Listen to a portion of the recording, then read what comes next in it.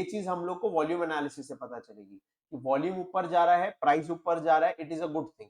Volume नीचे आ रहा है और प्राइस ऊपर जा रहा है, मतलब इसमें कुछ ना कुछ तो प्रॉब्लम है, क्योंकि प्राइस ऊपर जा रहा है बट वॉल्यूम ऊपर नहीं जा रहा है। तो क्या चीज प्राइस को ऊपर ये कर रही है, तो उसका मैं आज एग्जांपल भी देता हूँ यहाँ पे। अभी कल शायद मैंने एग्जांपल नहीं दिया था, बट अभी जेन स्ट्रीट का मैं ये पढ़ रहा था आर्टिकल, तो उसमें जेन स्ट्रीट ने क्या किया था पता है? बैंक निफ्टी में, बैंक निफ्टी में ये मैनिपुलेशन हुआ था। जेन स्ट्रीट क्या कर रहा था, एक्चुअल इंडेक्स अभी बैंक निफ्टी के 55% जो वेटेज है वो सिर्फ दो स्टॉक्स में है।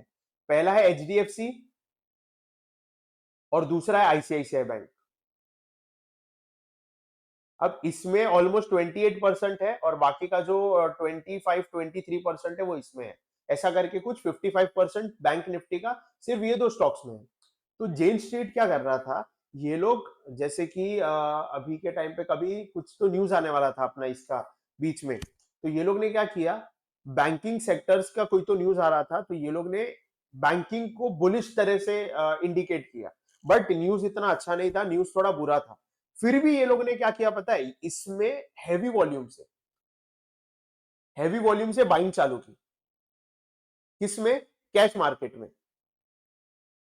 कैश में किया, कैश कैश मतलब क्या, उसका इक्विटी बाई किया या फिर फ्यूचर बाई किया। अभी future is also equivalent to cash. क्यों? क्योंकि फ्यूचर एक लॉट में काम होता है, फ्यूचर में भी सप्लाई एंड डिमांड होता है। अगर फ्यूचर खरीद रहे हो मतलब फ्यूचर में एक ऑब्लिगेशन होता है टू टेक द डिलीवरी। अगर आपने फ्यूचर को एक्सपायरी तक होल्ड किया तो आपके पास ऑब्लिगेशन होता है कि आप उसकी डिलीवरी लो, ठीक है? तो future and cash of any stock is something one and the same, but सिर्फ इतना है, ये एक लेवरेज प्रोडक्ट है, ये एक लेवरेज प्रोडक्ट नहीं है। तो ये लोग ने क्या किया, जेन स्ट्रीट ने ये वाले पर्टिकुलर स्टॉक्स में हैवी बाइंग की। हैवी मतलब अंधाधुंध बाइंग की। और बाइंग भी कैसे की पता है? मैनिपुलेशन वे में बाइंग की। लेट्स से एचडीएफसी बैंक का प्राइस चल रहा है 1500 रुपए, तो ये लोग ने क्या किया पता है? देखो बिड और आस्क कैसे काम करता है, एक बायर होता है और एक सेलर होता है। बायर क्या करता है? आस्क बिड लगाता है, सेलर बिड लगाता है, बायर आस्क करता है कि भाई मेरे को इतने में देगा क्या? सेलर बोलेगा नहीं दूंगा, तो बायर को उसके और पास आना पड़ता है। बट अगर सेलर बोल रहा है भाई मुझे माल जल्दी से जल्दी निकालना है, तू जो प्राइस देगा वो मैं ले लूंगा, तो यहाँ पे ट्रांजेक्शन होता है, ये मार्केट वैल्यू पे होता है। बट जेन स्ट्रीट क्या कर रहा था पता है? जब प्राइस 1500 पे था तो ये लोग लेट से ये लोग को 1000 क्वांटिटी का ट्रेड लगाना था, तो 1000 में से 500 क्वांटिटी ये लोग लगा रहे थे किस पे? मार्केट ऑर्डर पे। और बाकी की क्वांटिटी किस पे लगा रहे थे मालूम है? लिमिट ऑर्डर पे। लिमिट ऑर्डर, और लिमिट ऑर्डर क्या लगा रहे थे पता है? 1501, 1502, 1503।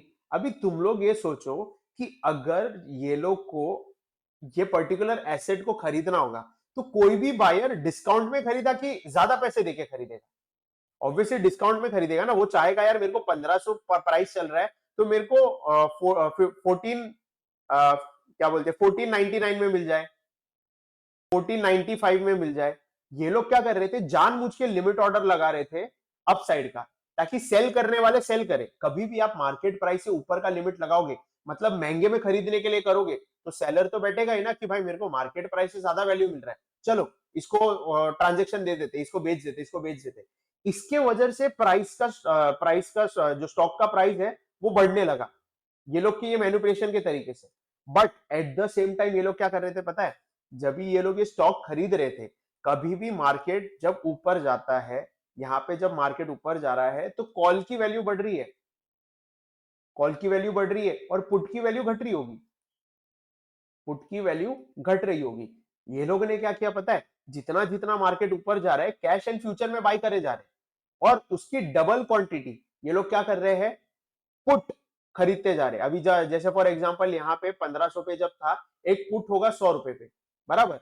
1505 पे आ गया तो ये पुट का प्राइस हो गया लेट से 90 रुपए। अभी सिर्फ एक एग्जांपल ले रहे हैं, मैं प्राइस पे मत जाओ, यहाँ पे सेंटिमेंट्स पे जाओ। तो ये लोग ने 90 रुपए के हिसाब से लेट से 1000 क्वांटिटी खरीद लिया, करेक्ट? और प्राइस को ऊपर लेके जाएंगे 1510, यहाँ पे इसका प्राइस लेट से 80 रुपया हो गया, तो यहाँ पे 2000 क्वांटिटी बाई कर दी। ऐसे कर करके जैसे ही प्राइस ने एक टॉप लगाया एक पर्टिकुलर टाइम पे, लेट से इसका प्राइस 1550 पहुंच गया, और इसका जो ये था प्रीमियम लेट से 30 या 40 रुपया पहुंच गया, 20 रुपया पहुंच गया, 30 रुपया पहुंच गया लेट से। तो यहाँ पे ये लोगों ने हैवी क्वांटिटी बाई किया, हैवी क्वांटिटी। क्यों? किससे बाय कर रहे हैं? इधर जो भी ये लोग को प्रॉफिट दिख रहा है ना यहाँ पे, उसके प्रॉफिट से ये लोग यहाँ पे बाय कर रहे हैं। अब यहाँ पे बाय किए हैवी क्वांटिटी में, यहाँ पे आके वो लोग ने लेट से 10,000 क्वांटिटी बाय, ठीक है, क्योंकि मार्केट ऊपर जा रहा है, वो लोग मार्केट के ट्रेंड के अगेंस्ट में ट्रेड ले रहे हैं पुट में। अब तुम सोचो 90 रुपए से बाइंग किया है और एवरेज यहाँ पे आके ये लोग ने 10 गुना क्वांटिटी कर दी है, 30 रुपए पे 10 के, तो ये लोग का एवरेज प्राइस आ जाता है लेट से 35 या 40 रुपीज, बराबर, एक्सपायरी के टाइम पे। और ये थर्सडे के टाइम पे बेसिकली करते थे ये लोग ये स्ट्रैटेजी। तो 35-40 के हिसाब से ये लोग के पास लेट से 50,000 क्वांटिटी या 30,000 क्वांटिटी, ऐसी क्वांटिटी होती थी। ये तो लाखों में क्वांटिटी होती थी, बट यहाँ पे सिर्फ एक एग्जांपल बता रहा हूँ। ऐसी क्वांटिटी ये लोग होल्ड करके रखते थे। फिर ये लोग क्या करते थे, अब तुम लोग ही मुझे बताओ, मेजोरिटी ऑफ द बाइंग इसमें किसने की है? खुद जेन स्ट्रीट ने की है ना। मतलब दिन का अगर लेट से 100 का वॉल्यूम है, अगर जेन पूरे इंडियन मार्केट का बैंक निफ्टी में या इसमें बैंकिंग स्टॉक्स में 100 का वॉल्यूम है, 100 में से 55 to 60% वॉल्यूम किसके पास था? जेन स्ट्रीट के पास था। मतलब लॉन्ग किसने करके रखा था? जेन स्ट्रीट ने करके रखा था। अब ये लोग क्या कर रहे थे पता है? एक ही साथ ये पूरी क्वांटिटी डंप कर रहे थे। इसमें इनको लॉस होगा, इसमें डेफिनेटली इनको लॉस होगा, पर कितना लॉस होगा? 10, 15, 50 रुपए का। बट इसमें क्या होगा? डबल क्वांटिटी में ये लोग को 1,50,000 क्वांटिटी में ये लोग का प्राइस डबल हो रहा है, 2x 3x हो रहा है। मतलब ये लोगों ने, अगर तुम वो पीडीएफ देखोगे, मैं पीडीएफ आज चाहिए तो भेजता हूँ ग्रुप में, पीडीएफ देखोगे तो ये लोगों ने एवरेज बाइंग 2 से 3 रुपए की एवरेज बाइंग की है, और उसको सेल कितने में किया मालूम है? 150, 180, 200 रुपए के प्रीमियम पे जाके सेल किया। ये तो कुछ नहीं है, ये तो ये लोग का ऑप्शन बाइंग का प्रॉफिट है। इस टाइम पे ये लोग ने क्या भी किया पता है? अगर प्राइस ऊपर जा रहा है, मतलब अगर स्टॉक का प्राइस ऊपर जा रहा है, तो कॉल का प्राइस भी तो ऊपर गया होगा। तो ये लोगों ने इन द मनी के कॉल्स, इन द मनी के कॉल्स सेल भी किए। मतलब समझ में आ रहा है? 1500 रुपए पे, 1500 से प्राइस 1550 गया, तो यहां पे जब 1550 पे था, ये लोगों ने 1500 के इन द मनी कॉल्स को सेल करना चालू किया। इसकी वैल्यू कितनी होगी?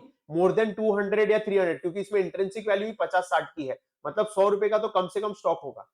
मतलब ये 100 कितना होने वाला है एक्सपायरी पे? 0 होने वाला है। मतलब यहाँ पे भी प्रॉफिट कमाए, यहाँ पे भी प्रॉफिट कमाए। लॉस कहाँ पे कमाए?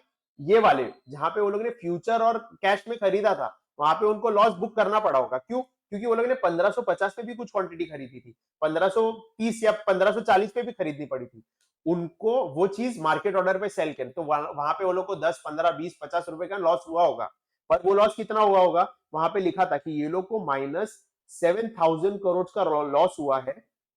बट ये लोग ने F and O, future and option trade करके कितना बनाया मालूम है? Almost 46.5 thousand crore. मतलब अगर ये खर्चा निकाल भी दो, ब्रोकरेज वगैरह निकाल भी दो, तो नहीं नहीं तो मोटा मोटा 35 या 36,000 करोड़ का ये लोग का प्रॉफिट था। तो ये एक तरह से मैनिपुलेशन हुआ कि नहीं हुआ? तुम लोग ही मुझे बताओ। यहाँ पे ये लोग लिटरली वॉल्यूम को मैनिपुलेट ही कर रहे थे ना। समझ में आई ये क्या था? ये छोटा एक मैंने तुम लोग को केस स्टडी जैसा बताया ऊपर ऊपर से। ये लोग कैसे पॉसिबल कैसे हुआ ये लोग के लिए ये करना? क्यों? क्योंकि इनके पास पैसे की कोई कमी नहीं है। ये लोग के पास 1 लाख, 2 लाख, 5 लाख करोड़ तक का फंड है अवेलेबल मार्केट में, इतना ज्यादा मार्जिन अवेलेबल है। तो ये लोग आराम से एक स्ट्रैटेजी, और ये स्ट्रैटेजी का ये लोग ने नाम क्या दिया था मालूम है? प्लान इंडिया, प्लान इंडिया करके, या फिर इंडिया प्लान करके, ऐसा कुछ नाम था। India strategy, Indian short strategy ऐसे करके। और ये एक एफआईआई है, ये एक फॉरेन इंस्टीट्यूशन है।